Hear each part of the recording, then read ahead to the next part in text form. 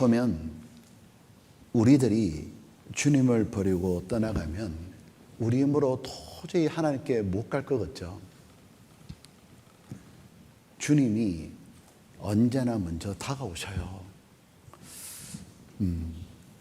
베드로는 마치 뒤집힌 양과 같았어요. 이제 이스라엘은 양을 많이 키우잖아요. 이제 이스라엘 중동 지역에 사는 양은 특징이 있어요. 양의 특징이 뭐냐면 숏다리라고 그래요. 그래서 양이 이제 발도 넣는 데다가 숏다리잖아요. 그 양이 뭐냐면 이렇게 길을 가다가요, 이게 눈이 나빠요. 시력이 안 좋잖아요. 그 앞에 한 10m 앞에는 안 보여요. 그 앞이 이게 가시덤불이 있는지 낭떠러지인지 푹 파인 곳이 있는지 잘 안 보이는 거예요. 그렇게 양이 막 가다가요, 이 헛디디게 되면 양이 발랑 뒤집어져요. 그 양은 어떻게 뒤집어지느냐 하면 옆으로 뒤집어지는 게 아니고요.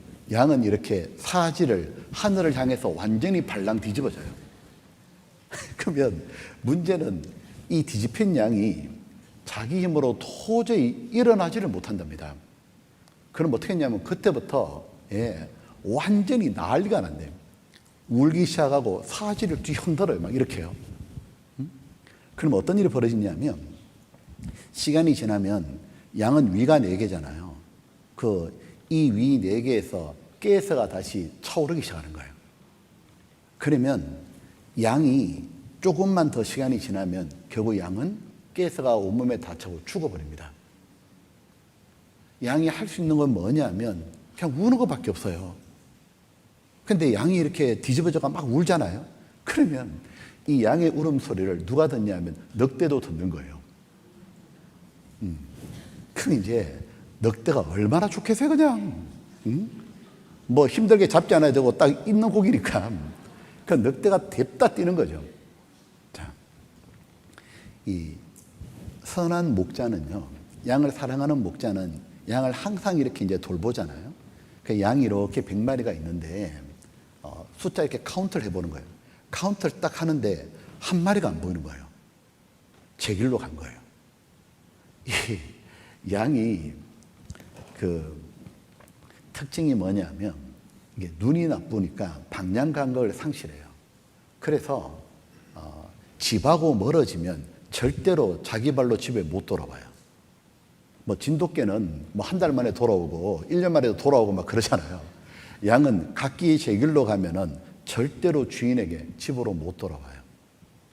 그런데 그렇게 계속 자기 길로 걸어가면 넘어지고 발랑 뒤집어지고 그러면 늑대에 잡혀 죽는 거예요. 이 선한 목자는 자기 양을 이렇게 딱 세보는 거예요. 그래서 한 마리가 잃어버리잖아요. 그때 누가복음 15장 기억나시죠? 한 마리가 없어지면 주인이 어떻게 했냐면 그 양을 찾고 찾아다니지 않겠느냐고. 왜? 스스로 못 돌아온다는 걸 아는 거예요. 그리고 분명히 중간에 발랑 뒤집어질 수 있다는 거예요. 그래서 양이 딱 세보고 없잖아요. 그럼 주인은 그때부터 쫙 다니면서 뭐 하느냐면 양의 울음소리에 귀를 다 기울여요. 딱 기울이고 양의 울음소리가 딱 들리잖아요. 그럼 그쪽으로 주인도 선한 목자도 뒤도 안 돌아보고 뛰어가는 거예요. 왜? 자기가 늦으면 이 양은 죽어요. 자기가 늦으면 이 양이 스스로 죽거나 가스가 차가지고 아니면 늑대에게 잔인하게 물려 뜯겨 죽는 거예요. 그러니까 주인은, 선한 목자는 뒤도 안 돌아보고 막 뛰어가요. 막 뛰어갔을 때 이 양을 발견하잖아요. 그럼 주인이 어떻게 하는 줄 알아요? 발견하면 뎁다 이렇게 탁 볼을 때리지 않습니다. 그렇게 안 때립니다. 안 때리고 그 양을 보고 먼저 양의 이름을 불러요. 그 근처 가서. 왜냐하면 양이 모든 게 연약하고 뒤떨어지는데 한 가지 발달한 게 있죠. 청각이 발달했어요. 그래서 자기 주인의 음성을 알아듣는 거예요.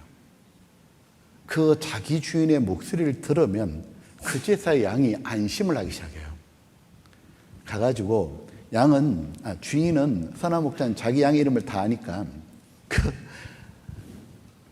뒤집어진 양에게 이름을 불러주고는 이렇게 바라봐주고 어떻게 하냐면 이제 뒤집어진 지가 좀 오래됐잖아요. 그럼 바로 탁 뒤집으면 양이 못 일어납니다. 못 걷습니다. 그래서 이 선한 목자는 어떻게 했냐면 양을 팔다리를 마사지를 해주기 시작합니다. 이렇게 천천히 피가 다시 돌고 다 되도록 한참 이렇게 주물러 드리고 난 다음에 그 다음에 양을 이렇게 세워서 안고 오기도 하고 다시 세워서 갈 수 있게 만들어요.